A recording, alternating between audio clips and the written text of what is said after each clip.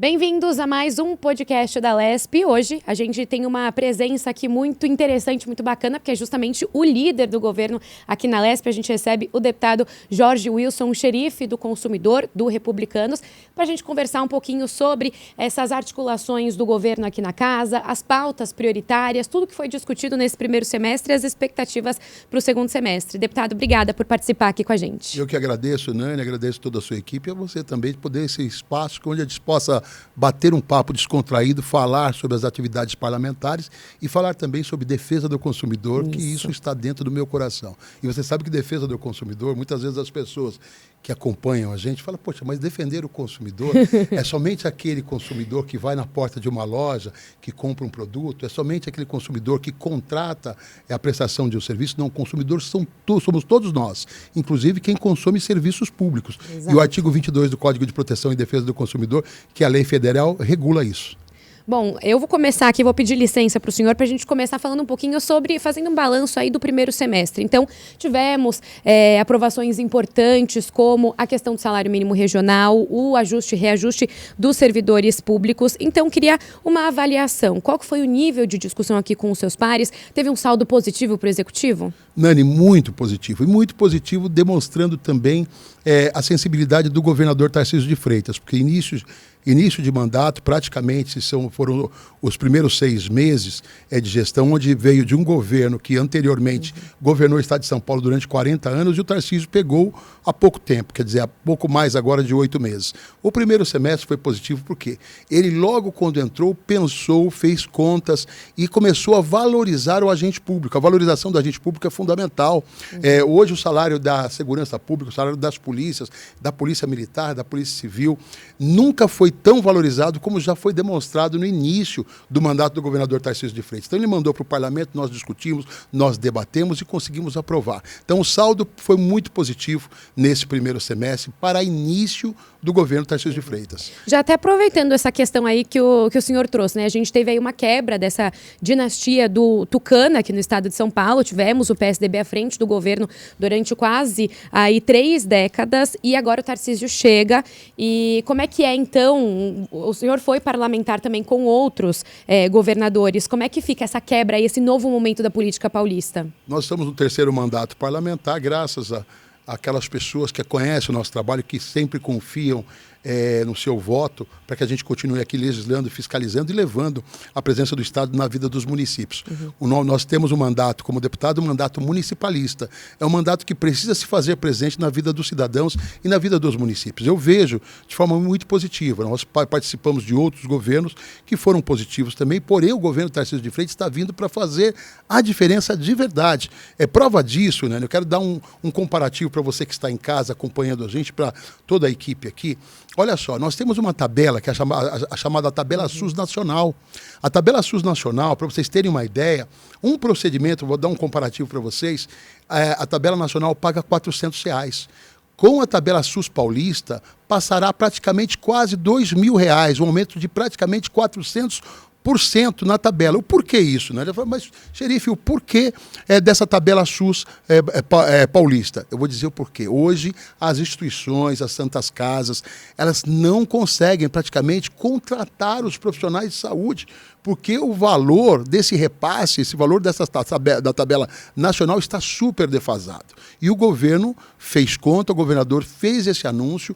Para você ter uma ideia, o presidente da Confederação das Santas Casas, na comemoração dos 60 anos das Santas Casas, ele disse que nunca, em 60 anos que ele faz parte da confederação, ele viu uma notícia tão positiva, tão importante para que a gente consiga levar e continuar colocando saúde pública de qualidade no estado de São Paulo.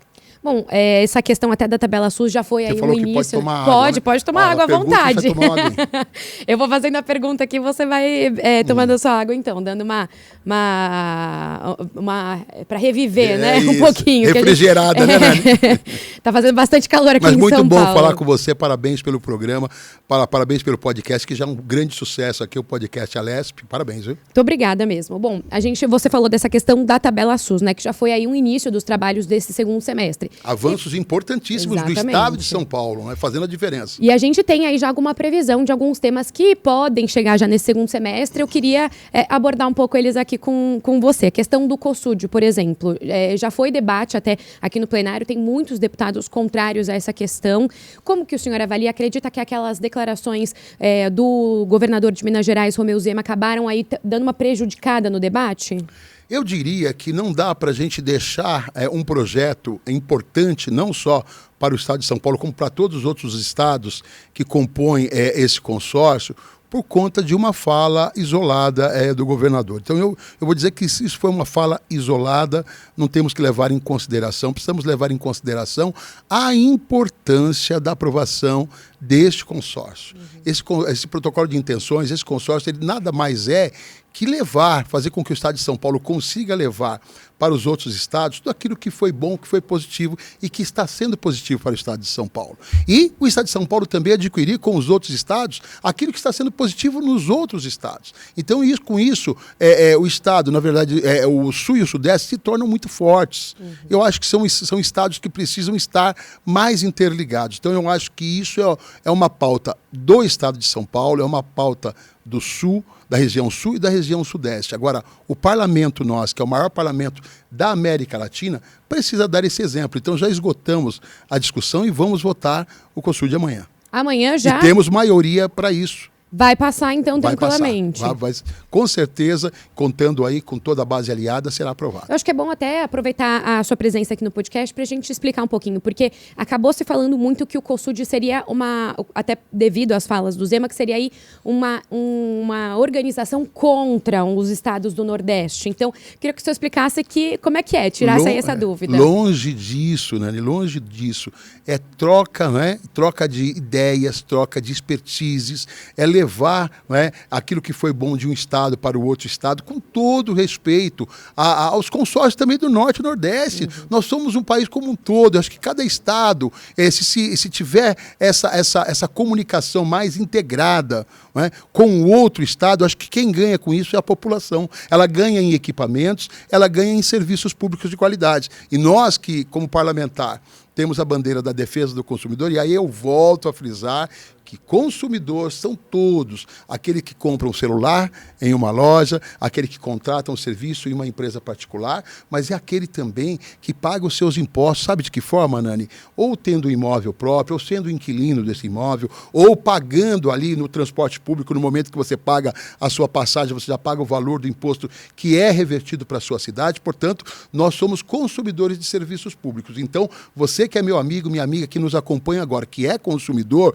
quando você sai na porta da sua casa, você tem que analisar se a prestação de serviços públicos está sendo adequada, se a calçada está em ordem, se você tem iluminação, se você tem zeladoria na sua cidade, na cidade que você vive, no bairro que você vive.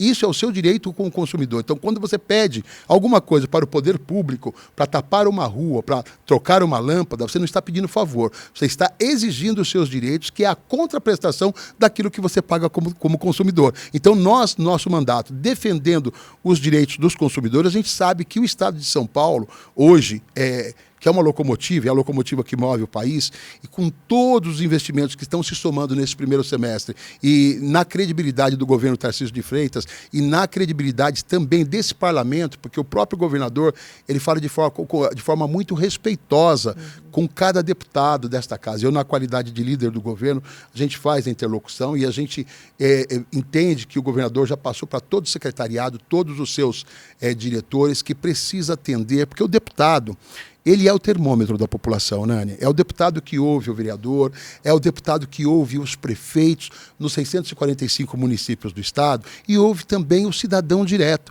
Então, quando vem para o parlamento as pautas, essas pautas têm que ser discutidas de forma plural, de forma democrática, para que a gente consiga esgotar a discussão e aprovar tudo aquilo que é bom para a população. Bom, até aproveitando aí esse gancho de consumo, né? A gente também consome saneamento básico, todas essas questões, e a privatização, a desestatização da Sabesp é um tema aqui que já pautou desde a campanha eleitoral, que o governador já colocava isso aí como uma prioridade, e tem pautado bastante também as discussões aqui com muitos deputados contrários, outros que ainda querem entender um pouquinho melhor como que vai ser esse projeto, que ainda se colocam à disposição de dialogar. Então, como é que vai ser essa questão da Sabesp pelos diálogos aqui nos bastidores? Como é que vai ser? Vai passar? Vai conversar? Como é que está o termômetro aí da Sabesp aqui? No primeiro momento, o primeiro passo é aguardar os estudos. Os técnicos estão aprofundando em todos os estudos em relação à possível privatização da Sabesp. A Sabesp hoje é uma empresa positiva, porém ainda há de se pensar que nós temos um estado muito grande, o estado de São Paulo. Então, quando eu falo em serviços públicos de qualidade, a gente fala em saneamento, que é saúde pública, né? Saneamento básico é saúde pública. Tem muitos cidadãos ainda, cidadãos paulistas, que não têm água tratada e que não têm o esgoto tratado. Então, precisa avançar. Se a privatização, através dos estudos, os técnicos comprovarem para nós que irá avançar, mais que dobrando o investimento que a Sabesp faz hoje, chegando naquela população que ainda não tem nem o saneamento básico, não tem o esgoto e não tem a água potável na sua torneira para tomar essa água, porque ele vai pagar por ela também, mas ainda não chegou os serviços lá. E se for provado que isso acontecerá sem aumentar 1 centavo da tarifa direta para o consumidor, e sim baixar o valor com o mecanismo que o próprio governo de estado tem que ter, que são os mecanismos jurídicos que os técnicos da Procuradoria, os técnicos do setor jurídico do governo tem que dar para nós essas garantias, porque o governo tem que fazer a gestão. O governo precisa acompanhar, fiscalizar e cobrar para que esse investimento seja garantido e que chegue na ponta. Investimento em recapeamento, investimento em tratamento de esgoto. Nós precisamos tratar o esgoto no estado de São Paulo. Ainda está aquém ainda, precisa avançar. Então, se for comprovado isso, nós vamos discutir aqui, vai vir para o parlamento, chegará aqui através da liderança do governo, através da mesa diretora, através da presidência. Colocaremos aí para rodar nas comissões e no momento que chegar em plenário, iremos esgotar a discussão, encaminhar e com certeza iremos votar. Bom, se não ficar aprovado eventualmente que as tarifas vão realmente abaixar ou que não vai ter ali alguma coisa que de fato seja positiva para a população, o governador pode voltar atrás disso? O governador ele quer a garantia de que será eficiente. Ele quer a eficiência. Se, com certeza, lá nos estudos, a partir do parecer dos técnicos, chegar para o governo dizer, olha, não vai conseguir avançar, com certeza o governador não vai pensar. Agora, se ele tiver a certeza de que será bom para a população, ele vai mandar para o parlamento. E eu acho que nós, parlamentares, que temos o compromisso na ponta com os deputados, como deputados, com os eleitores que votaram para nós temos aqui um mandato de 4 anos e esse mandato tem que ser de muita responsabilidade. Nós, não só a base aliada, como também os deputados da oposição, precisamos pensar que existe, quando a gente vai em uma campanha, quando a gente visita uma cidade, a gente encontra ainda pessoas que não têm água tratada. Então, acho que isso que todos os deputados, de forma plural, precisam pensar no bem-estar da população, analisando os mecanismos do projeto, analisando as garantias que o governo terá para fazer a garantia desse investimento chegar lá para você que é consumidor de serviços públicos e que precisa ter água tratada, precisa ter esgoto tratado e precisa pagar uma tarifa menor. Bom, também tem aí uma proposta, né? O governador quer fazer uma reforma administrativa, quer dar uma enxugada aí na máquina. Isso também deve ser aí de fácil diálogo aqui na casa? Na verdade, o governador ele quer dar celeridade, ele quer dar maior dinamismo nos setores, nos departamentos, nas secretarias. Existe cargos, segundo o próprio governo, existe cargos que nunca foram ocupados. Existe uma estrutura de cargos que ainda não foram ocupados, não no governo novo, nunca foi ocupado, é importante ficar claro, em governos anteriores.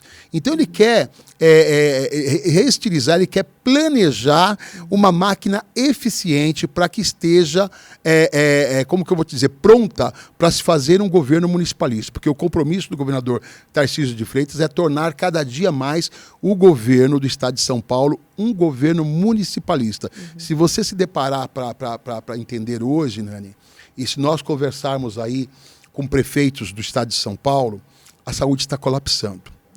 Nós vivemos uma pandemia e essa pandemia, o mundo viveu.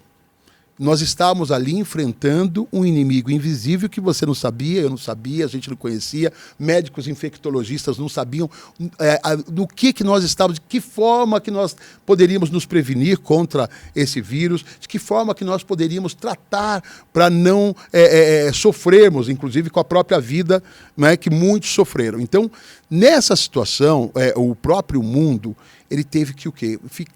Investir muito de forma preventiva, sem saber, estudos e vacinas, e acabou represando muitas cirurgias, muitos atendimentos que eles colocaram naquele primeiro momento como atendimento não prioritário, e priorizaram aquele atendimento emergencial que foi o atendimento por conta da pandemia.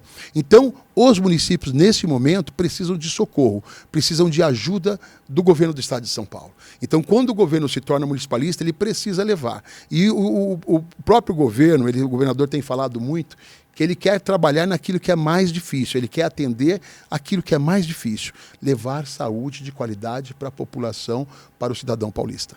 Bom, aproveitando também aí esse gancho, a gente tem a questão aí de uma PEC que o governador também pretende enviar aqui, que é para flexibilizar. Eu confesso que eu não tenho as informações melhores a respeito dessa PEC, acredito que o senhor pode trazer aqui para a gente, mas pelo que eu entendi, até conversando com outros deputados que estiveram aqui no podcast, é que a ideia, né, é flexibilizar esses recursos obrigatórios para educação e poder usar também na saúde, não transferir 100%. A gente não vai ter mais esse 5% na educação e vai ter só na saúde. Mas justamente poder fazer esse intercâmbio entre as duas áreas. Essa PEC, então, ele pretende ainda enviar nesse segundo semestre. Como é que deve ser essa questão? Sim, bastante discutida, mas nós iremos aprovar com certeza. Eu vou te explicar o que acontece. O Estado de São Paulo hoje, vamos falar do país.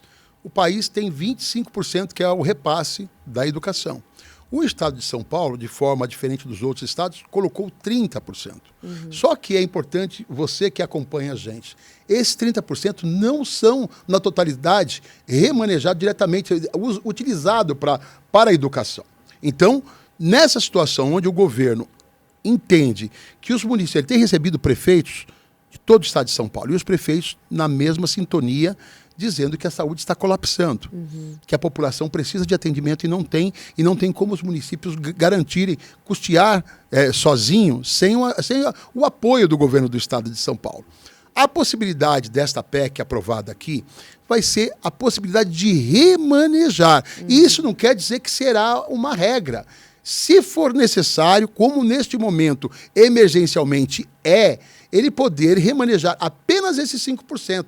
Os 25% que está garantido, como é igual nacionalmente falando, que aqueles 25% de remanejamento será mantido apenas direto para a educação. Agora, esses 5% a mais, para que o governo possa, se for necessário, socorrer um município, socorrer outro município na saúde. E saúde nós sabemos que é prioridade. Eu acho que a população que está acompanhando a gente agora sabe a dificuldade muitas vezes que tem para conseguir marcar uma consulta com um especialista. Você sabe o que você passa, quanto tempo que você fica aguardando ali um contato, um retorno. Muitas vezes quando você consegue marcar 90, 120 dias, e quando consegue marcar, o que é um absurdo isso. E quando se pede um exame, você precisa desse exame, você sabe o tempo que você precisa. Então, o governador, o governo Tarcísio de Freitas, ele está trabalhando para conseguir fazer com que a saúde seja integrada no Estado de São Paulo, para com que o Estado de São Paulo seja, juntamente com os 645 municípios,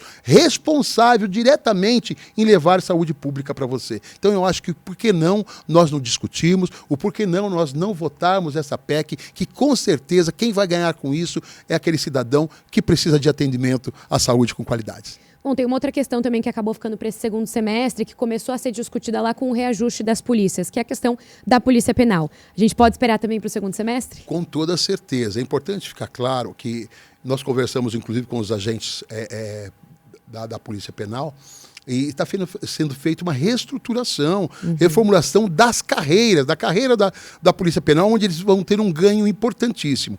A Polícia Penal difere, né? Ela está diferente porque ela está em outra secretaria. A secretaria que está os agentes que fazem parte, os agentes penais, é a Secretaria de Assuntos Penitenciários. Então, por que veio o aumento da Polícia Civil, da Polícia Militar e da Polícia Técnico-Científica? Porque fazia parte da pasta da Secretaria de Segurança Pública. Então, agora o governo está tratando da questão da Secretaria de Assuntos Penitenciários, que é a valorização do agente penal, que tanto contribui, que tanto sofre. Nós sabemos o trabalho, o empenho de cada um deles. Bom, e como líder dessas pautas aqui que a gente comentou, ou de outras até que você possa trazer aqui pra gente, tem alguma que acha que vai ser mais fácil de diálogo ou mais difícil? Nani, eu acho que é importante a discussão.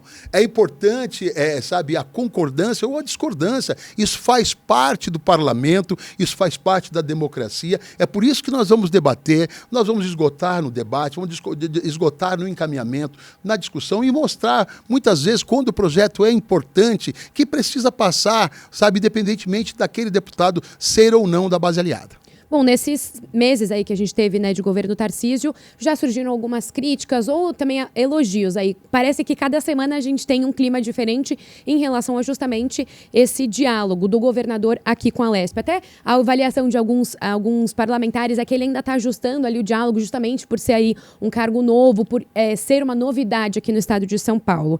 Então, como é que está, de fato, esse diálogo do Executivo aqui com o Legislativo? Eu posso garantir uma coisa para você, para todos que estão nos acompanhando agora, dizer que o governador tem sido muito diferente. Eu estou no meu 3º mandato como deputado. E eu acho que a proximidade do atual governador, do governador Tarcísio de Freitas, tem sido longe muito maior e melhor com o parlamento paulista em respeito a todos os outros governadores que se passaram.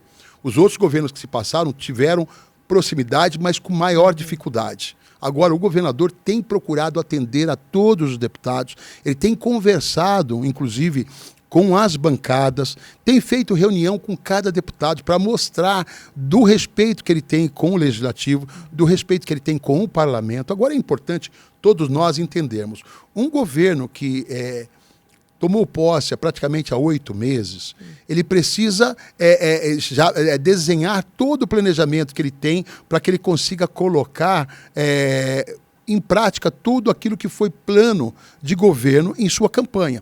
E é importante que os deputados também entendam isso. Um governo que se passou 40 anos, foram 40 anos simplesmente passando, o mesmo partido, trocando o governo, dos governadores que ficaram aí 8, que ficaram até mais, não é? Porque o próprio governador Geraldo Alckmin, ele ficou como vice, depois assumiu como governador. Então, foi um governo que se passou por mais de 40 anos aqui. Hoje é um governo, é um partido, é o Partido Republicanos que governa o estado de São Paulo, é o governador Tarcísio de Freitas que governa o estado de São Paulo com muita responsabilidade. E olha só, eu posso te dizer que nesses 8 meses, o que a gente está vendo de investimento e de credibilidade, o estado vai avançar muito na geração de emprego, na geração de renda. Eu acho que essa locomotiva que move o país, em breve, se tornará o trem-bala que continuará movendo o nosso país e sendo exemplo para todo o país do estado de São Paulo.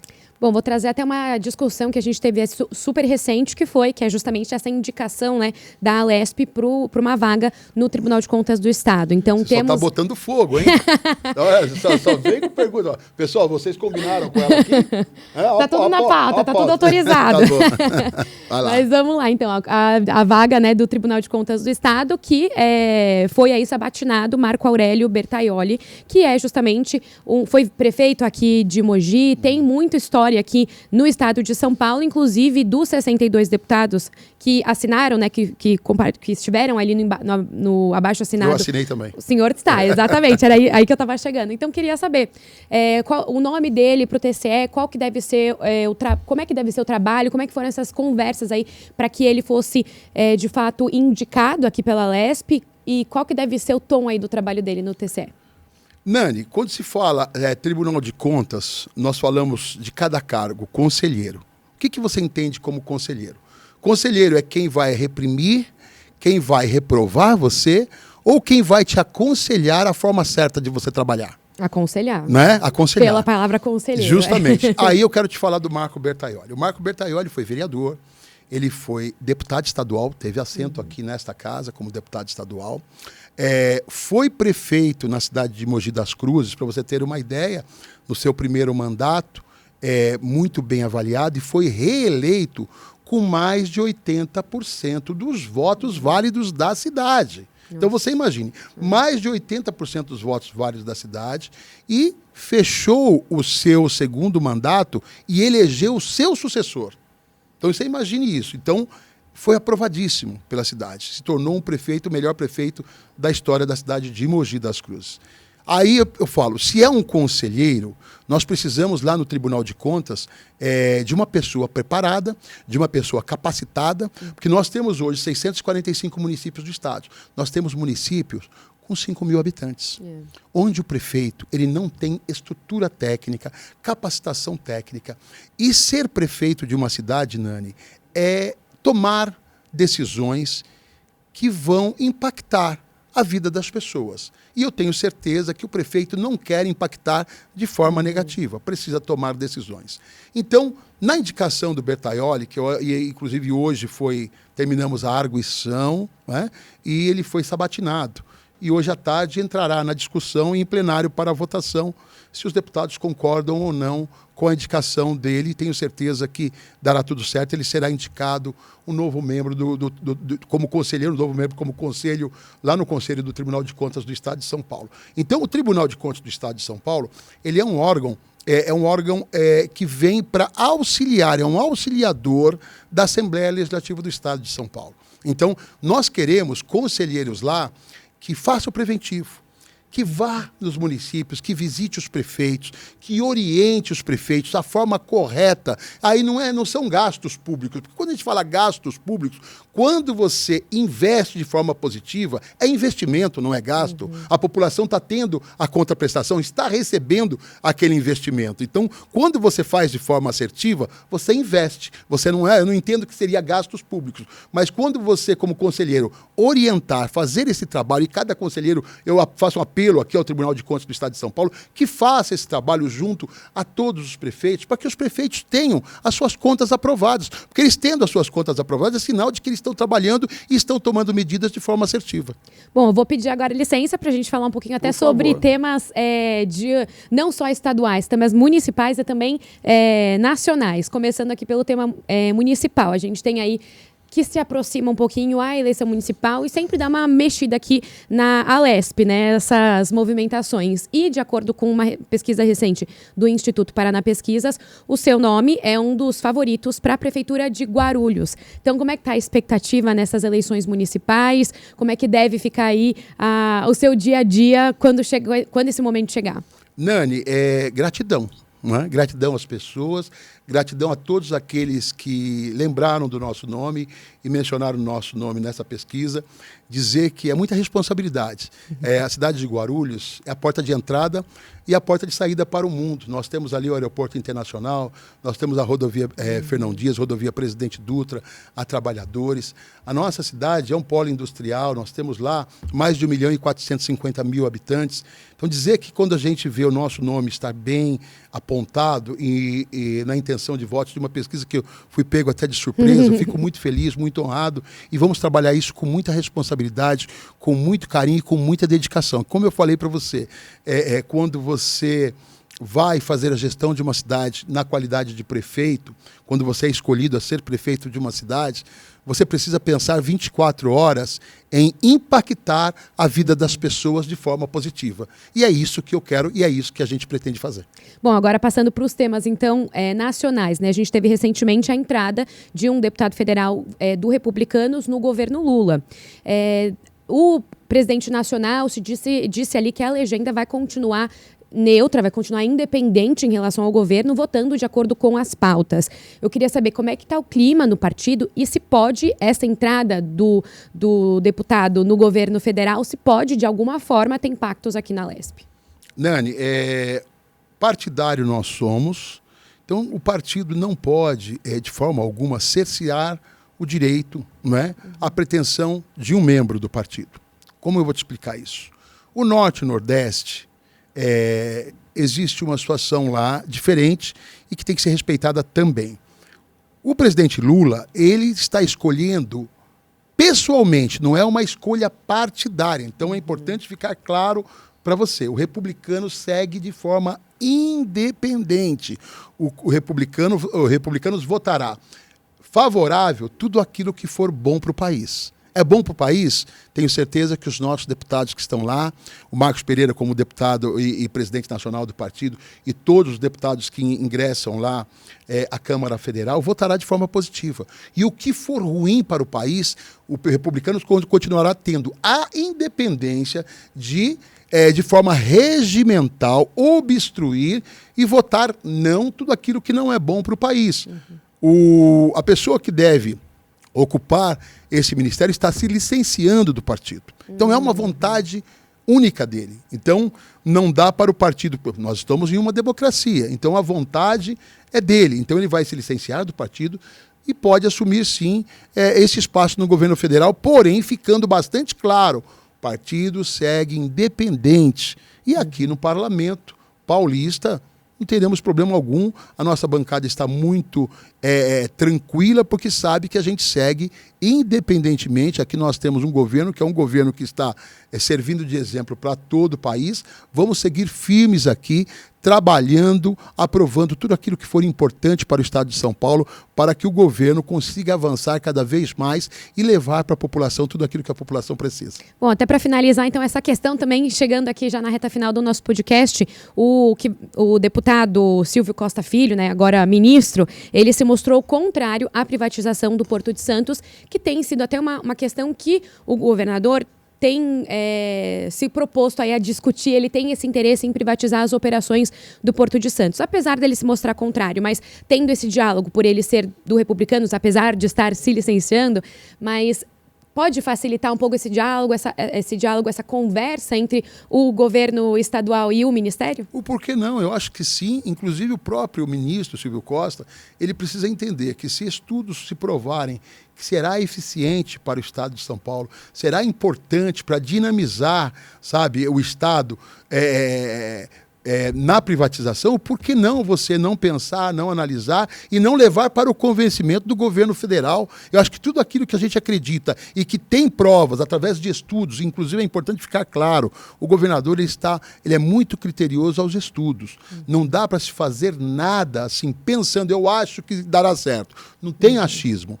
Comprovadamente, através de estudos técnicos, aquilo que for eficiente. Então, para melhorar a eficiência, precisamos privatizar? O porquê não? Acho que quem ganha com isso é a população. A população quer serviços públicos de qualidade. A população quer eficiência. Aí você falou, vamos voltar à questão da Sabesp. Se for para melhorar, imagine só, Nani, se for para levar água tratada para aquela população, aquele cidadão que não tem água tratada na sua torneira, se for para levar o esgoto tratado para aquele cidadão que não tem ainda o esgoto tratado na sua rua, que o esgoto está lá, correndo a céu aberto, levando o quê? Problemas de saúde pública, nós temos que trabalhar, nós temos que discutir, nós temos que debater e temos que votar. Bom, eu agradeço então essa presença aqui. Colocou muito fogo aqui, hein? Eu prometo que a próxima vez vai ser mais tranquila, prometo. Nossa, calor, hein? Calor! Prometo que a próxima vai ser mais tranquila, então, deputado. Obrigada, obrigado viu? Pelo carinho. Sabe que a gente também é colega da comunicação, então isso é verdade. A gente fica muito feliz de ver pessoas assim comunicativas, uma equipe toda assim unida para fazer um bom programa. Gente, obrigado pelo carinho. Obrigada mesmo. Bom, esse foi então o podcast da LESP. A gente recebeu o deputado Jorge Wilson, xerife do consumidor do Republicanos, conversando um pouquinho aí sobre muitas questões envolvendo não só o legislativo, mas também esse diálogo com o executivo, que é muito importante. A gente volta no próximo podcast da LESP.